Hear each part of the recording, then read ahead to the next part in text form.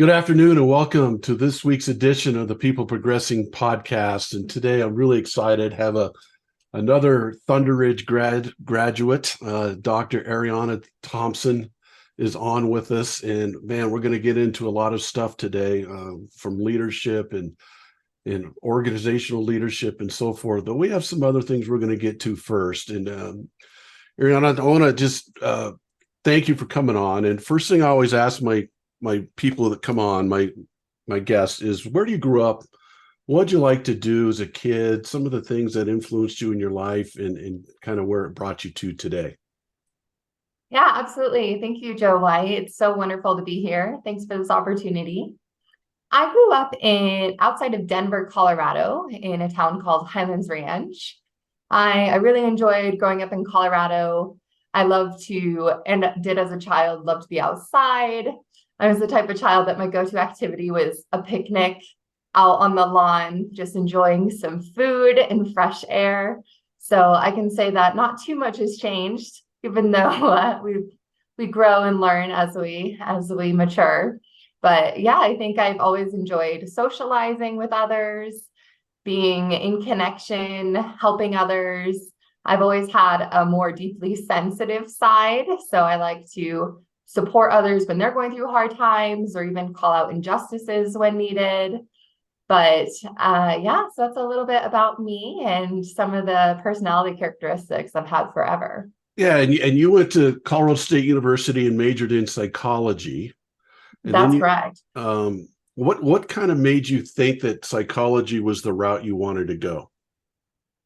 Yeah, absolutely. So that probably relates more to my childhood background. Although I did enjoy friends and the outdoors, I wasn't, I did have some challenging times in my childhood, raised a bit in a dysfunctional family by teen parents who were trying the best they could, but not always all of our needs were getting met at all times, unfortunately.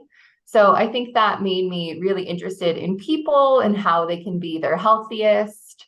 I saw my mom going through different periods of depression and mental illness.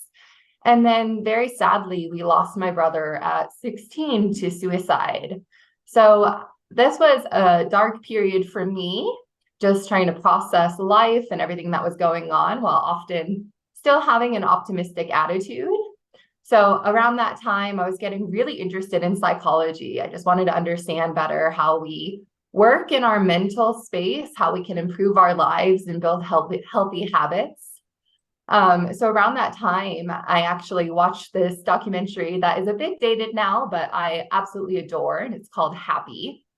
And it details the science of positive psychology and what kind of habits and behaviors and mindsets create our best, happiest, most content life experience.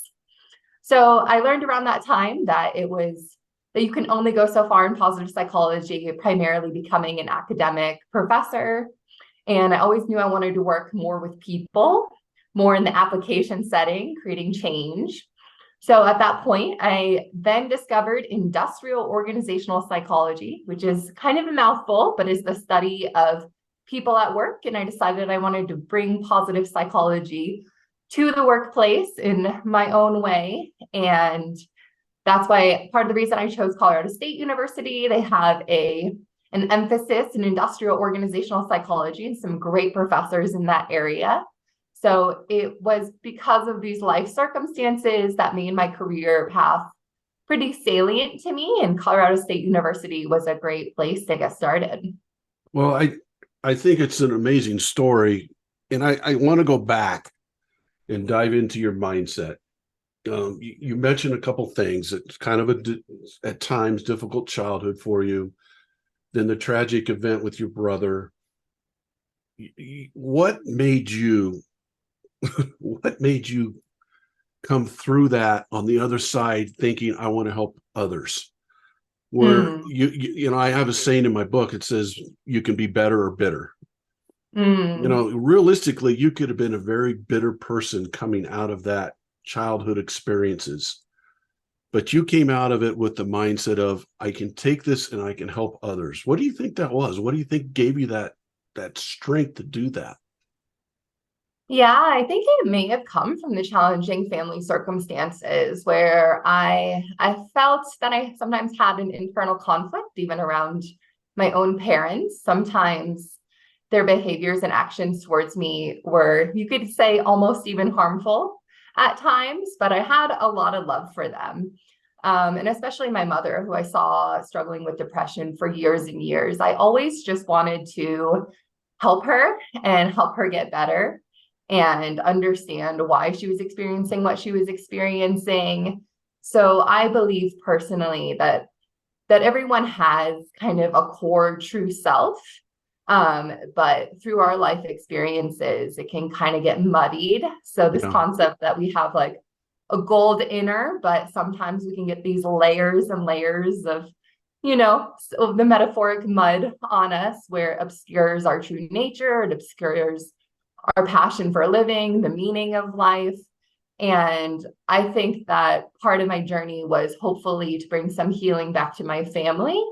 But even beyond that, through my learning and studies, how many people in this life experience abuse, neglect, traumas, hardship.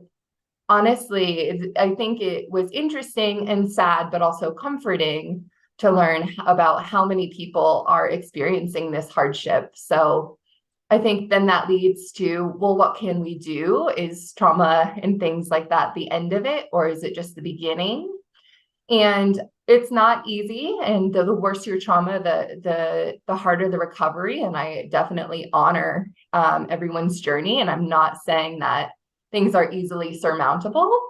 But at the same time, we do have this opportunity to grow and learn and change our mindset and process what has happened.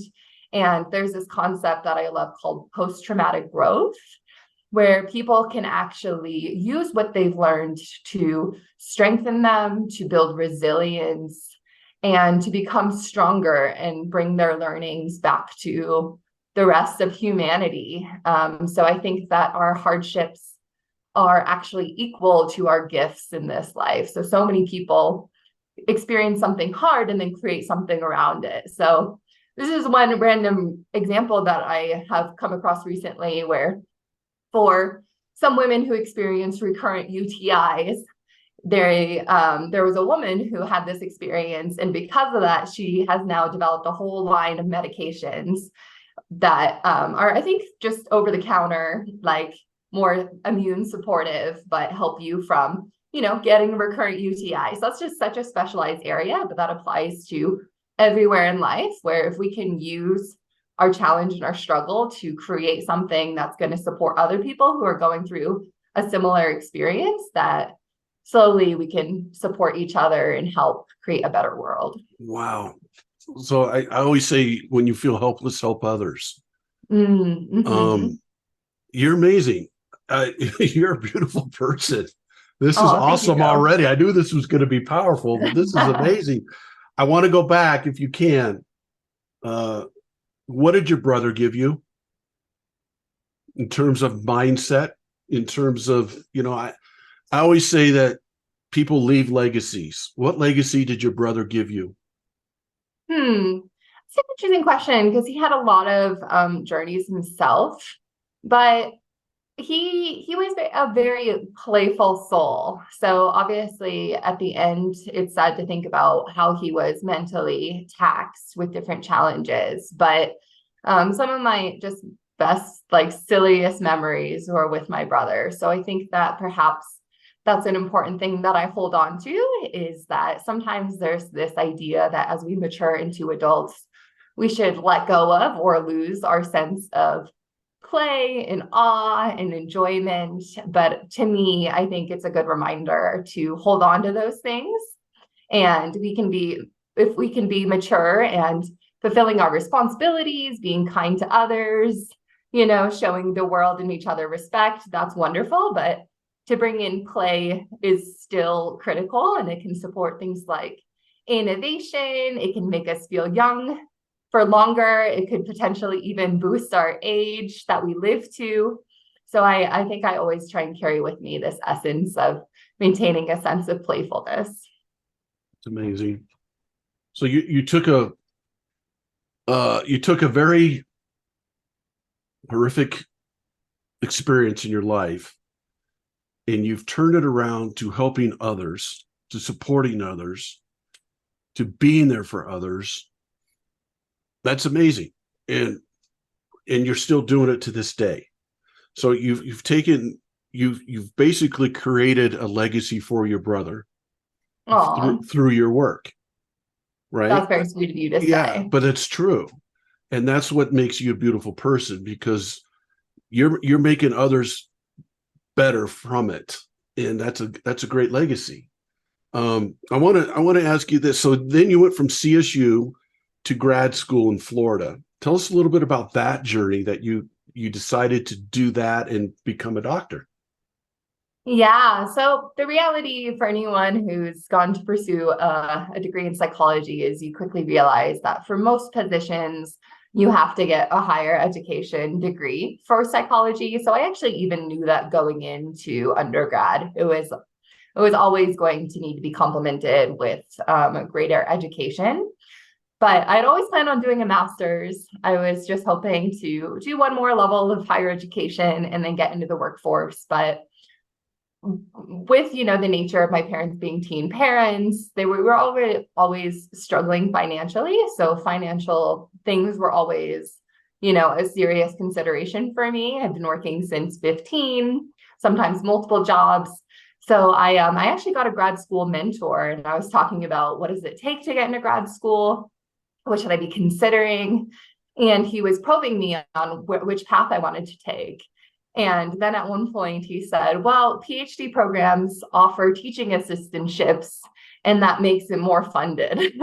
So interestingly, that's the reason I decided to pursue a PhD, was hoping to get into a funded program where they cover your tuition, and then you get a very tiny, tiny living stipend in exchange for teaching and research, essentially. So decided to just go full on in, kind of hit that maximum education threshold. And I don't regret it. I think you get a lot through the PhD journey, and it entails a lot of learning, a lot of research, a lot of teaching, but definitely you learn a lot through the process. Oh, and not an easy process, but one that you're used to doing. You said you've been working since you're 15, and you just put your nose to the grindstone and got it done. And again, the reason is, the purpose is so you can help others. Exactly. Right? I Yeah. mean, that's what Yeah. gets you through it. So let me ask you this now. What do you do now? So where's Dr. Thompson? I love saying that. Where are you at now in helping? You're more into the leadership part of organizational skills and so forth now. So what made you transition over to leadership? Yeah, so it was really interesting. So I spent a lot of years doing research in what is called occupational health psychology. Oh, I love it. And this is a space that studies employee well-being and what it takes to have them thriving. But it was pretty fascinating in my research journey. I hear about this a lot. Brene Brown goes in to study courage, and she ends up studying vulnerability. But when you go in to study wellness, you end up studying stress. So it was Okay. a really fascinating journey to understand, what are these demands and stressors that the average employee faces that then diminishes their well-being, and that can spill over, work-life spillover. If you're stressed at work, you can bring that to your home life, and sometimes opposite as well. And it was becoming clear to me that there are a lot of structures in the modern day workplace that inhibit wellness. And so it was a little unclear to me at that time how I was going to apply this knowledge to help the workplace. But over time, it became more and more clear that leaders hold the key to employee wellness, whether or not it's a direct supervisor or the C-suite team that's establishing the norms for the organization. So I got a fellowship in leadership consulting, then to become an associate consultant. And I began working with leadership teams, helping them work on their own issues, sometimes team dynamics and trust, interpersonal conflict, things like that. But then also having the conversations with them of, are you staffing enough? Are you having enough people hired so that the workload is manageable.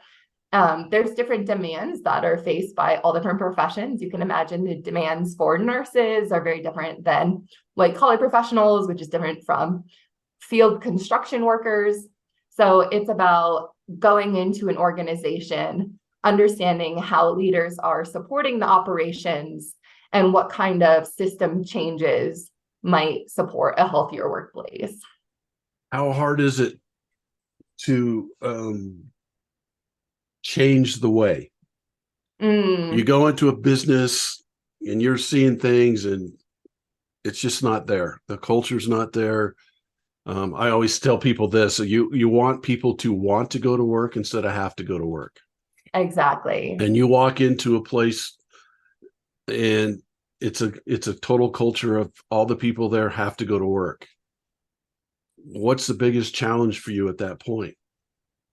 Yeah, I mean, honestly, top leadership buy-in is critical. In my last role, I was what we call an ethical culture advisor. So I supported organizations in assessing, getting feedback from all of their employees via survey and other modalities, getting feedback on the culture. And it's, there are many organizations that do engagement surveys, but not everyone does. But this macro level of organization-wide assessment data is really helpful. So then we can break that. So in that position, we were breaking things down by what is the level of trust in the organization? Do people trust their leaders? How do they feel about the rewards and recognition? So all these things that influence the culture. But the reality is it's not always possible to have an impact. Unfortunately, we worked with one organization and they had very low scores on trust. They were experiencing turnover rates that were very, very high across all of their offices across the United States. We did this assessment. There was one key stakeholder who was very invested in culture change, but nobody else was on their leadership team. And they saw the assessment results, and essentially at the end of the day, they didn't care. And they looked at their financials and they were satisfied with their current financial status and kind of pushed the other person aside, and nothing happened in that organization. So, sometimes we feel like we want to come in and change everything. No. And that's not always possible. So unfortunately, I'm just sharing that to show the realities. But on the flip side, when senior leadership is bought in, change can be transformational. Often there are other types of leaders who awareness is the key. They don't understand what's happening across all levels. If you imagine you're in a leadership position and there are hundreds of employees 2 to 3 levels down, well, it's hard for you in your time that you have to connect with all these people and truly understand their employee experience. But those who are open to understanding the employee experience and have a willingness to change and adapt and care about their employees, if you care, you can make a difference. And so those are the times where, we can instate changes, we can support employees, even just listening is powerful. So I definitely believe in the power for change, but I also, through my journey, have seen that this is going to be a slow shift over time. And right now we're still sort of battling some of the old-fashioned traditional methods of leading, which really stemmed out of the Industrial Revolution, where people were more expendable on a supply chain, just plugging in parts. But now I think we need to go towards a more human-centered, holistic model where our organizational talent is our people. We need to keep our people. We want to grow our people. Oh, man. I've written a whole bunch of notes, so we're going to dive into this. First, I want to go back to that company you're working for that just didn't care about the culture. I ask leaders all the time, are you a people leader or are you a data leader? That company was data leadership. Yeah. Complete data leadership. And but still surprising because their turnover data was showing some right. Well, they don't care things. as long as the bottom line of the financials are doing well. Exactly. We're good. So they don't care about their people, and they're not going to keep growing. I bet you 5 to 10 years from now, they're going to be in trouble. I That would just agree. be my guess. Yeah. Okay. Now, you mentioned something else that caught my attention really. I think it is huge. Awareness.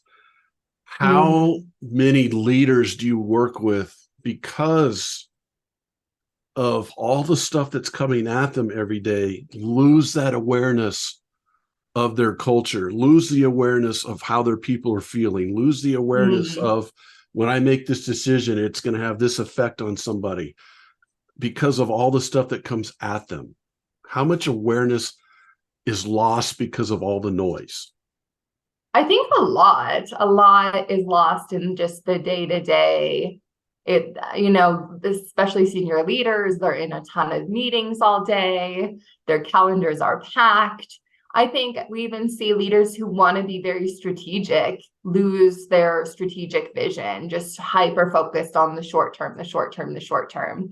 So it's both in that long term thinking mindset, but also, in your capacity for compassion, are you able to consider how your choice is going to impact 200 people, or are you just trying to make a decision so you can get to the next meeting because Yeah. you have 4 other to-dos and 5 other meetings coming up? So I think it's helping leaders to slow down, and then also employing other leadership techniques like delegation. Okay, well, if you have no room for caring about the employee experience or your long-term strategy, maybe it's important to hire one more person and delegate some of your workload. But sometimes leaders don't want to give up that control, or I often see a lot of organizations that, for security purposes, like to run very lean on their personnel. So they're kind of, but at what cost? At what cost? Yeah. And I look at, you mentioned the word delegate and control. I think those two words kind of contradict each other. Mm-hmm. Um, Leaders who have control issues will not delegate. Exactly. Leaders who have control issues that will not delegate have what I call the bottom line issue of they don't trust. Mm, They only trust themselves to do the things. They only trust themselves to make the decisions. They only trust themselves to get out of the bad times. And they have because they're the leader. They started it. They're the ones who built this company. They're the ones who did this. And I get it. I'm not saying they're bad people. I get it. mm-hmm. They're the ones who've put everything on the line for this. How hard is it to work with those type of leaders in telling them, hey, you've hired this person because you thought they were really good for your company and they were going to be really good. Now you got to start trusting them. And what does that trust involve? Yeah, absolutely. Well, again, kind of first step is awareness and them recognizing that they might want something different. In one of my last workshops with some leaders, one of the metrics of success for a program that they were doing is whether or not they could take their PTO. And I thought that that was fascinating. These leaders are just like, I just want to take my own vacation and trust that things aren't going to be on fire while I'm gone. So I think a lot of leaders sometimes do even want that, but it's a process. So delegation is fascinating because it actually gets harder before it gets easier. And I actually think that's true with a lot of things in life. But you have to be ready to train someone. And none of us learned what we know overnight. And it's sometimes a slow process. There's questions that need to be answered, practice. There might be some failure along the way. And so normalizing that and accepting that it's going to take a process to get someone up to speed. But the reward is once you do, they're fully trained. They can take it over permanently. You can have new oversight over that, something you can let go. And I think the other thing is helping people to understand that their exact vision isn't the only vision. So a really interesting leadership exercise that we do in this space is we give We give leaders an activity where they have to like build with like giant Legos, like per our description, like a little Lego man. And at the end, we put up a Lego man and we're like, is this the exact thing that you built? We were looking for a man with a head and arms and legs. And when you do this, you look around the room and everyone's built their Lego man a little differently. And it's not maybe what the first leader had pictured in like the photo example that we give at the very end to be like, is it this? But just because it's not the exact replica doesn't mean that what they have developed is not just as great. Yeah. So it's this concept that maybe the original leader's vision is almost too exacting. It's too narrow in perspective, where if you loosen the reins and as long as what you are given hits the criteria of what you are looking to develop, it's okay, And so it's kind of a nuanced thing, helping people to understand that their vision is still coming to life. It's just also using other people's perspectives and creativity and expertise to help bring it to fruition. And so there's a little bit of letting go with that. Which is hard. And again, it goes back to that trust. Yeah. Do I trust letting go? Do I trust their perspective? Do I trust? I think that's probably the biggest challenge that we who work with leaders have, is letting them to understand. And I use a term, I call it CPC, coach it, practice it, and challenge it. So I want to coach it with my leaders. Hey, you got to let go here. You got to be a little vulnerable. You hired this person for a reason. You got to let them, sometimes they're going to make mistakes, but you hired them to come in and because you thought they were going to help your company grow and all this, that. Then I got to help them practice it. Give them a thing to do. Let them have it. Don't be just coach them through it, everything else. And then the challenge that I have for the leader is, okay, now I want you to put them in charge of it. And let them go. I want to see what you can do. I'm challenging you here to see if you can trust them, to see if you can let this go, to see if this feels better for you to delegate it. So I CPC it with them, and it's a tough deal, and I get it. Like I said, I'm not saying that they're bad people. Like I said, they put everything on the line. So let me ask you this question: you go into a company, they've hired you to come in. And you start working with the leader and you kind of sit there and think, I don't really think she wants me here. But I think she hired us because she wants to show the company that she's trying to make some changes, but she doesn't really believe that I need this, that I need to work on my leadership skills or whatever. And our culture's fine and everything. I'm just doing it to kind of for show. How do you handle that? I'm sure that's happened to you. How do you deal with that? That's not always the worst thing, because at least they're on board enough to let you be there. So on some level, they know it has a benefit. So sometimes we get brought in and we just provide organization-wide leadership development lunch and learns.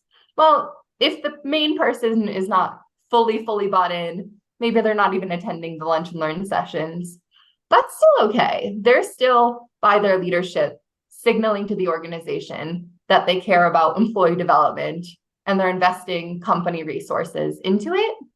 I think the only time it becomes a challenge is if during the process they become a real roadblock, where they're now blocking initiatives, saying one thing but doing another. But if they're just a little passive and are kind of uncertain but still letting the ship move forward, then that's sort of okay. Does that make sense? Yeah, no, big time.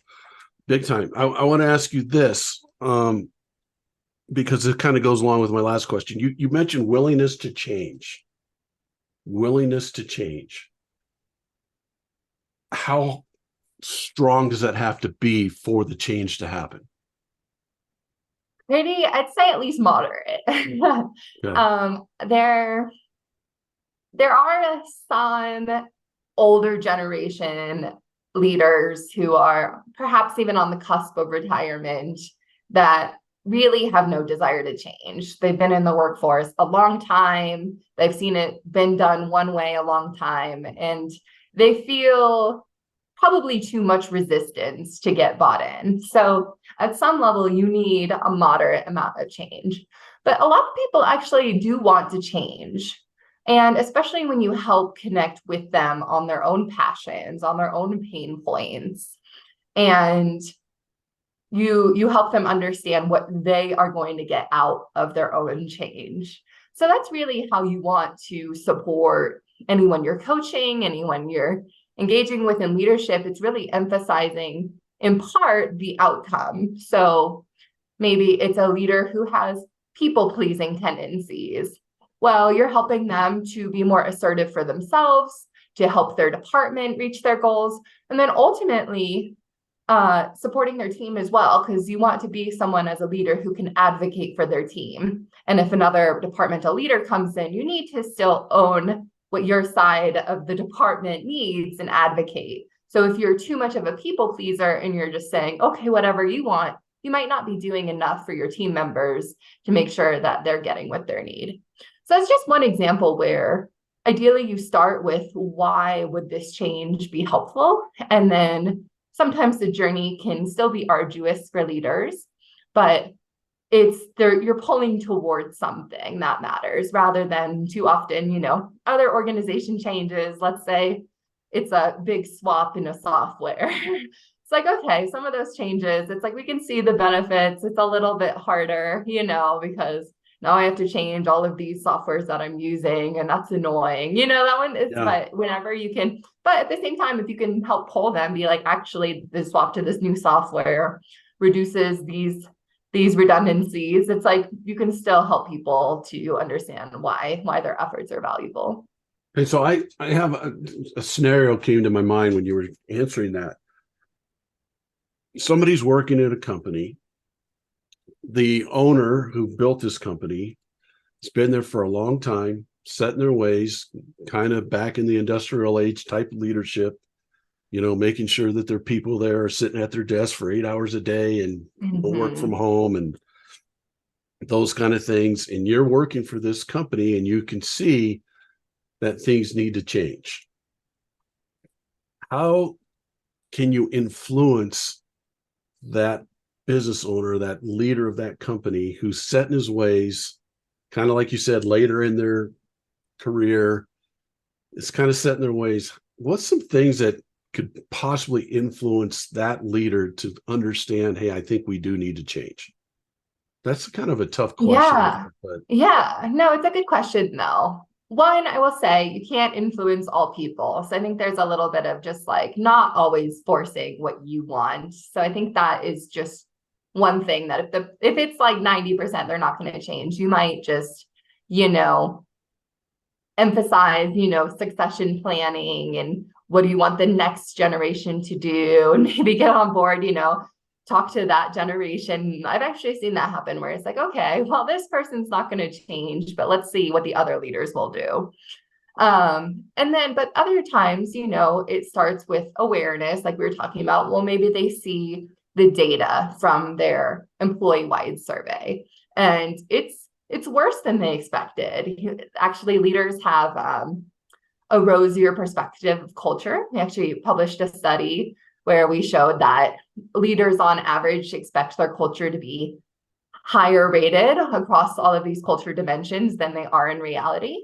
So that's sometimes a big wake-up call. So you think it's one way, but then you get data. So maybe that's the catalyst for change, where it's like, oh, wow, like at my front line, like people are rating this culture a 2.9 out of 5. Like that we're at risk for losing them, for them going elsewhere. So sometimes it's a data-driven decision. And then lastly, I would say coaching can be really helpful. But again, it still requires a modicum of buy-in, where they still have to be willing to schedule an appointment with a coach and meet with them. And we do see that even that doesn't happen. We have a coaching practice, and sometimes unmotivated coaches will cancel 6 or 7 times and never show up.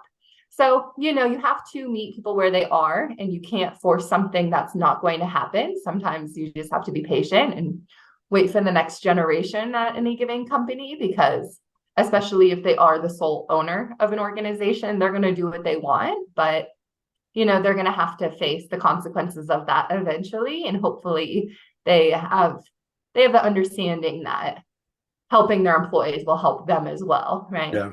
Yeah. Well, that's what it's all about. Mm-hmm. Let's go into this leadership. How important are these things in leadership? I'll start with this vulnerability. I think vulnerability is pretty important. I don't know if it's number one competency I would choose, because I think if you have zero vulnerability, okay, maybe not zero, but low vulnerability, you could potentially still be, a good leader, but vulnerability is powerful. If you can share what you're really feeling and people can trust you more, they feel more attuned to what's actually happening within the organization, and that creates a sense of safety. Even if things are uncertain, but your leader is being very vulnerable, you get this sense of, okay, well, we're in this together. I'm appreciating their humanity. It kind of creates a little bit, probably even loyalty.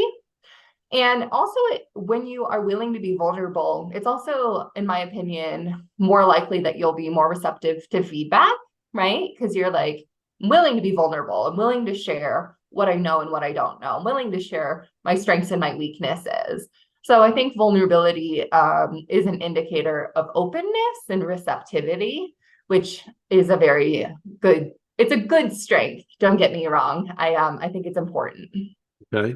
Next one, empathy. Empathy goes back to what we were actually just saying, the extent to which a leader can put themselves in the shoes of their own employees or their own customers or their own leadership team. So I think at least 50% competency at empathy is going to be important. There have been traditional models of leadership where it was more of a dictator role, people were able to just command their teams and their organizations, and people would follow suit, follow the orders. But we're seeing a shift. So if you have low empathy, we're getting into a game that's all about talent retention. So if you are unempathetic and not treating people well and not giving people, I've even seen this, like a good uniform size that fits them, a uniform that fits them even, then people feel it. People know, people feel you don't care. You're not even giving me a uniform that fits. You're treating me like I'm a number. I could leave tomorrow and you would hardly notice. So empathy is what creates that human connection that shows people, okay, you understand me and I'm safe here. Yeah, I think empathy, in my book, it's one of the strongest words in the English language. I look at it like this: empathy makes you act. So I look at sympathy is feeling. So I feel sorry for you. I have sympathy for you. So my example is I drive into the grocery store. Standing there at the corner is a man and his wife and two kids. He's got a sign, lost my job, need to help feed my family, blah, blah, blah. I drive in, man, I feel sorry for that guy. I can't believe that he's going through that. I park, I go in and get my groceries. I come out, I drive out the opposite way through another way, so I don't have to pass them again and go home. I had sympathy for him. I felt sorry for him. Empathy, I drive, same situation. I drive through, I say, man, what if that was me? If that was me and that was my wife and kids standing there and I'm trying to get food for them and I lost my job, what would I do? So I park, I go in, I go to get my groceries. I buy 2 extra loaves of bread and a jar of peanut butter and a jar of jelly. I drive out the same way. I hand them the bread and jelly. My point to that is empathy actually makes you act in service of others. And that's why I think it's such a strong word. And that way you described it was great. Next one I have for you is listening in terms of being a leader. Yeah, I mean, listening is the two-way street. You're going to miss out on a lot if you can't listen, because if you can't listen, basically you're kind of telling yourself and others, on some level, I believe my opinion is the utmost correct opinion. And some people have very specialized expertise and great opinions. But just like you were saying earlier, we typically hire people for a reason. Hopefully you respect and are excited about the people that you are bringing on board to your organization. So you want to listen to how they think a project should go, about how they see the strategic direction of the organization, about how they're feeling and how the team dynamics are going for them, perhaps as your direct reports. Because we only live one experience, and that limits our scope. And if we're not able to listen, then we're going to be missing a whole lot of the picture. And listening creates respect, and Yeah. listening creates trust. So if you open the floor for your employees to speak up and in a safe space, creating what we call psychological safety, then you're going to know more what's going on versus if you don't listen, your way or the highway, that creates a completely different dynamic, and you could be missing a lot of critical information. Oh, you're amazing. I say, I have a saying that you need to learn to listen so you can listen to learn. And I think the biggest challenge that business leaders or leaders have, doesn't matter if it's business, doesn't matter if you're mom or dad, you're a coach in sports or whatever it is as a leader, just think of yourself as a coach, just think of yourself as a mom or a dad, and just think of yourself as a business leader. When someone comes to you with a problem or an issue, the first thing you want to do is what? Fix it. Yeah, fix it and solve it. So you don't listen all the way through.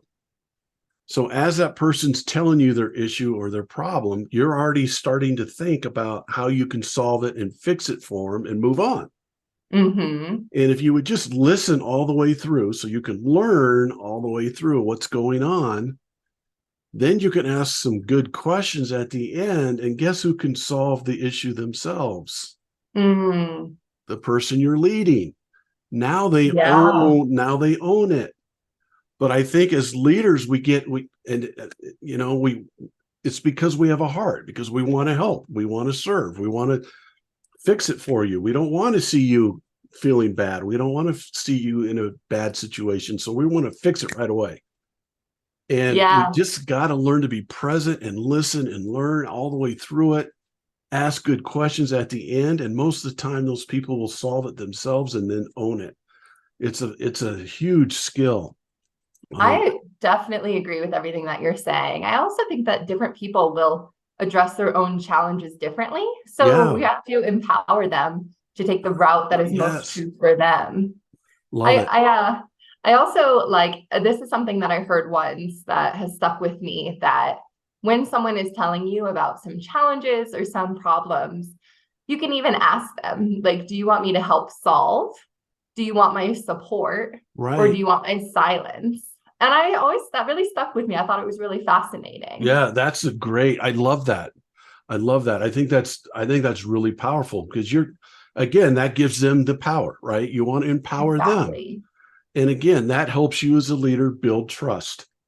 Not only them trusting you, but you then trusting them. You're showing them, I believe in you.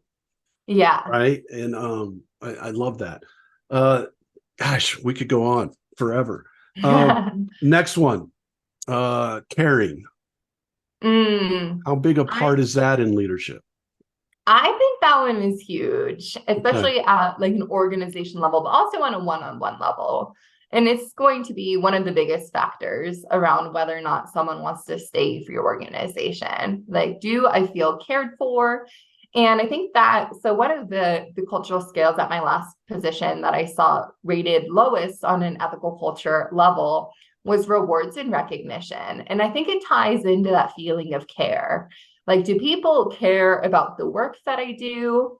Do people appreciate what I'm doing for the organization? Do they see it? Are they helping close the loop for me on how this action or task contributed to success for the organization? And do I feel like I'm getting a little bit of that love back through the rewards and recognition process? So even some relatively small things I've seen be extremely powerful. So even, you're doing a company-wide event and you send everyone $25 in coupons to Uber Eats. And then everyone orders lunch and gets to choose what they want and get it to their door. I've seen that in practice be like very unifying, shockingly so, Yeah, On yeah, one yeah. level, you say it's just lunch, but other people feel like my organization is helping provide for me. People actually do really like, I feel like we have some sort of like emotional connection to food where like, it's quite physically what nourishes us. And, one person's like, oh, well, I got Indian food. I'm so excited for my saag paneer. Someone else is like, I ordered a soup and sandwich. And so even that organization taking that extra step to just give employees a little bit extra, it makes people feel cared for and taken care of. And and then those experiences too become bonding moments, social bonding moments where people Yeah. can connect over something together. And that creates camaraderie and in a shared experience. What a great idea. Yeah. Simple too. Simple. Yeah, Little exactly. simple thing that you can do to help. I love that. Last one on the leadership one, and I know there's a lot of characteristics of leadership, but these are Yeah, some of the definitely. ones I like. I'm gonna throw this word, challenging. Mm. It's I think that is important. And I think it relates to career growth, especially, most of the generations in the workforce right now are very interested in personal development, career growth, feeling, there's this kind of zone. I don't know if you've heard of this before, but like this zone between like the right amount of challenge. Like we don't have any challenge in our life, we get bored, right? Life can feel monotonous. There's a lack of variety. It's almost too easy depending on what your job is. And then a little bit of challenge actually is perfect for peak performance. We feel engaged. For getting in a flow state, a bit of challenge is required. So it has to push us a little. It has to help us. We want to get like focused in, like putting our energy in a directed way in that. And then it also builds our self-esteem once we accomplish something. So challenge with kind of an outcome reward on the other side. But then if we push that too far, that challenge, we kind of get deactivated. We can get overwhelmed. We can start procrastinating. So you want to find kind of this golden spot with challenge where people are being challenged, but if they're getting overwhelmed, they can come to you for support. Or if it's underwhelming, then maybe you can add to the challenge a little. So you're trying to help people grow through the challenge zone, but kind of not pushing them too far or too little. amazing. I love that. I mentioned CPC, coach it, practice it, challenge it. In my book, I talk about the light bulb moment. The Mm, light bulb moment doesn't come unless you challenge. And mm, I also tell the leaders I work with that if you don't challenge your people, you're telling them you don't believe in them. mm, So what challenge for me, one of the biggest things that challenging your people does, and I love what you said about it has to be in the right amount or the right mm-hmm, context. I love that. If you don't do that, you're showing them that you don't really think they can do it. And mm-hmm, again, it goes back to that trust thing, right? As a leader, I mm-hmm, got to be able to challenge my people. That's the trust part. They might screw up, they might mess up, but you got to keep coaching them. That's your job as a leader, coach them. mm-hmm, I don't think in business at all, I don't think we should ever use the term boss anymore. mm, And I don't think we should refer to people who are in charge of other people as managing those people. I mm, think they're coaching and leading those people. I think you manage machines and you manage processes, you coach and you lead people. And part of that leadership is the vulnerability, the empathy, the listening, the caring, and the challenging that you just went through wonderfully. Man, you're amazing. I have to go back to one thing, and I forgot to do it earlier, and I want to do it now because I think I've never heard this term, and I think it's a very powerful thing, post-traumatic growth. mm. Can you explain that just real quick? We're kind of running out of time. We're almost at an hour already. I can't We could believe that. talk all day. We could, Yeah, but so post-traumatic explain that. growth, it's this concept that if something challenging happens, and it can force you to learn and process and become stronger, wiser because of having gone through the experience. So it does not say that the experience was pleasant, that you would want it to wish it on someone or anything like that. But it is saying that through hardship, we can overcome and grow and become stronger. So this is kind of a little bit of an aside and personal opinion, but I believe, if you're someone interested in more of a personal growth and development journey, almost even in like the spiritual feeling space, that sometimes it takes some suffering to break out of a normal perspective, to have to overcome. So if you're someone who, which is great, if this is you, I think that's wonderful, who has had a very secure, loving, nurturing family situation, and then your college experience and entry to the workplace was pretty seamless, you might not have had the opportunities to challenge your own mindset, consciousness, beliefs. There may not be as much of an expansion of your worldview and understanding of others because of the fact that you've never been deeply challenged. You've never had to question your own beliefs, question who you are, question your capabilities, question your ability to overcome. But if you are someone who has experienced that, it kind of cracks you open, but then can build you up even stronger. You've been to your lowest depths and had to come out. So you have this self-knowing and self-efficacy that you can overcome hard things. So if you get in a hole again, you've already done the journey of climbing back out of it, or understanding other people's life experiences. Like, I went through this thing and you are going through something different, but it has similarities, and I can connect to you on this level of depth. So I think it kind of brings out some of those things. And I think that those journeys can cultivate deep wisdom. I do think that we all kind of face our own trials at different times in life. So if you are someone who had more of an idyllic childhood and then young adult life, maybe you lose your mother when you're 35, when that's like a hard awakening. So that's sort of what we mean by that. And it's not always straightforward. And unfortunately, not everyone experiences post-traumatic growth, but I definitely see it as a potential. And like you were saying, something that we can support others with.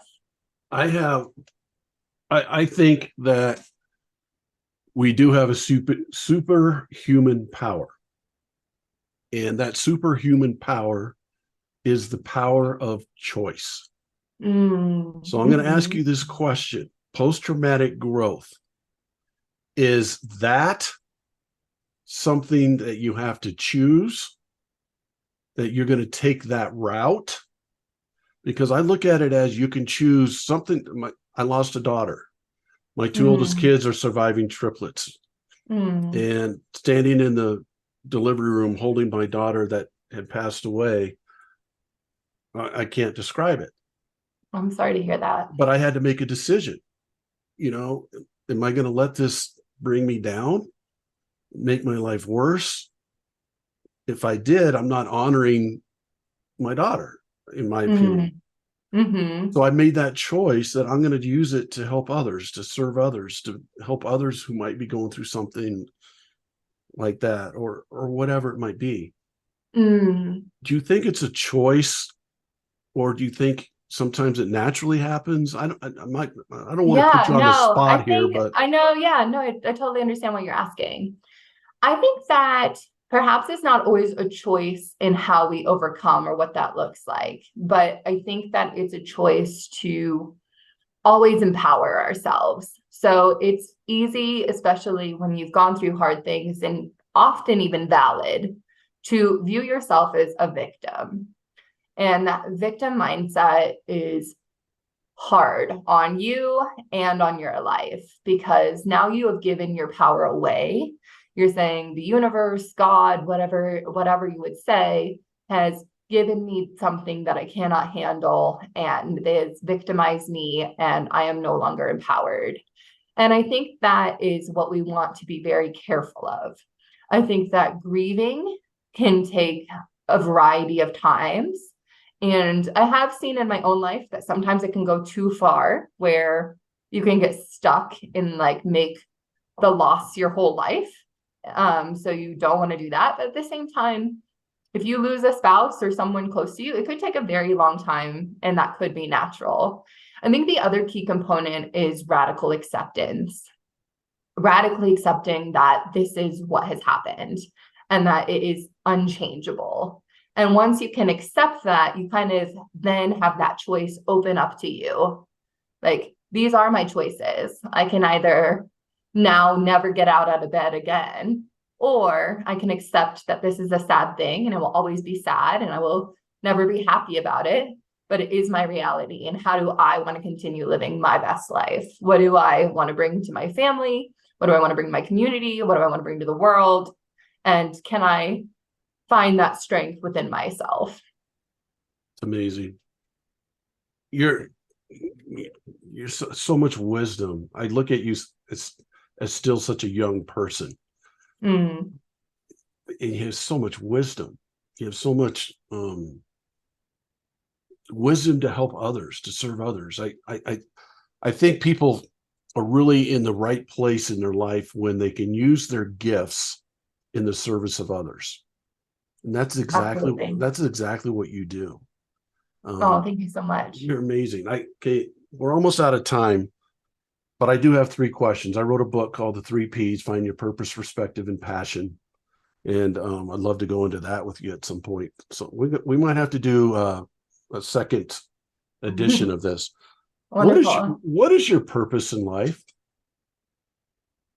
I think that there's multi levels for me. There's like my personal level in my own life. I would just like to be happy. I'd like to have what I need, but I don't need too much beyond what I need to live well. That involves balancing work and life. So a lot of work-life balance is important to me. Connecting with my friends and my family. So that's my purpose on an individual level. But then on a more career level, my purpose is to do whatever is in my power. We'll see how that goes and how planting these seeds to see if they grow any fruits at different organizations. But my ultimate purpose is to transform the workplace and create structures, organizational structures that support employee flourishing. So helping people to take a strengths-based model to applying their skills in the workplace, having the workplace support them, having it nourish them, or at least not fully deplete them. So just kind of transforming the way we see work in the way that organizations function. Hopefully, one organization, one leadership group at a time. It's amazing. So serving people. Yes, so I skip probably over in a workplace setting. Yeah. I skip over perspective and go to passion. So what's your passion in life? My passion in life. It's interesting. This has really changed over time. I definitely see myself as a lifelong learner. So I love this. Kind of relates to perspective. I think they kind of go together for me. But I love this idea of constantly cultivating awe in our life. So if you've ever heard of the concept of like a beginner's mind, never feeling concretely like you know what something is, the ability to walk out your front door and just be in awe of life going by, whatever the weather's doing. We are here on a planet in space, and I will always find that fascinating. So I think it's just connecting with being alive. And then beyond that, I love connecting with others, sharing moments, connecting in nature, connecting over good food. I think it's just about, enjoying our lives and making our life, purposeful, but also just enjoying the little moments as well. Love it. And you said it for me, but I say it all the time. I think your purpose and your passion equal each other. Mm-hmm. The glue that holds it together is the perspective you have.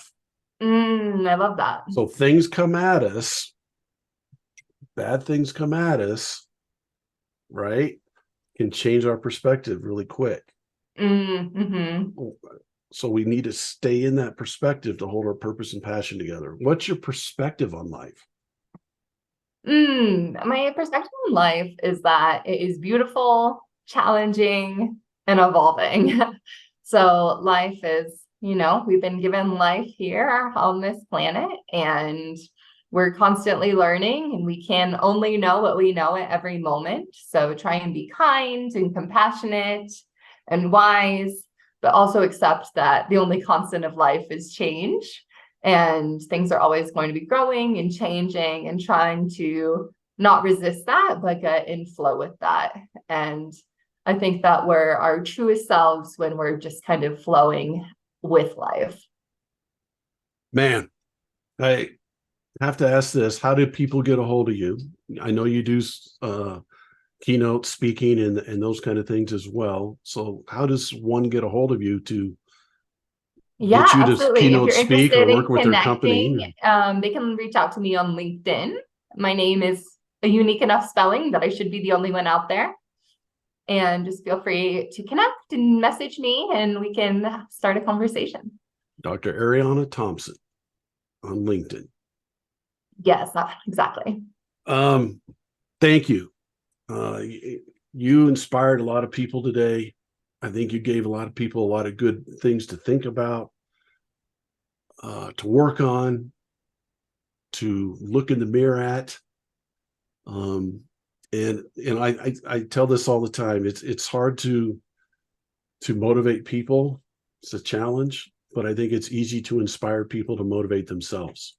And I think you just inspired a lot of people to motivate themselves to get going and become a better leader and overcome adversity and make that choice to go the right path for post-traumatic growth and all those things. You're doing beautiful things in the world, and I just appreciate you. And as a proud teacher alum of Thunder Ridge High School, and you're a proud student alum of Thunder Ridge High School, it makes me really even more proud of you than normal. So I want to thank Thank you you so for much. all that you've done and representing our school and in our community. And what you're doing for people in the world is amazing. Thank you so much.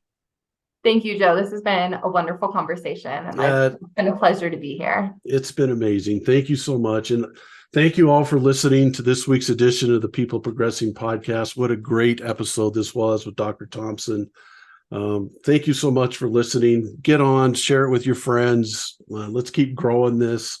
And as I always say to you, keep progressing, and keep progressing. Thank you, and have a great week.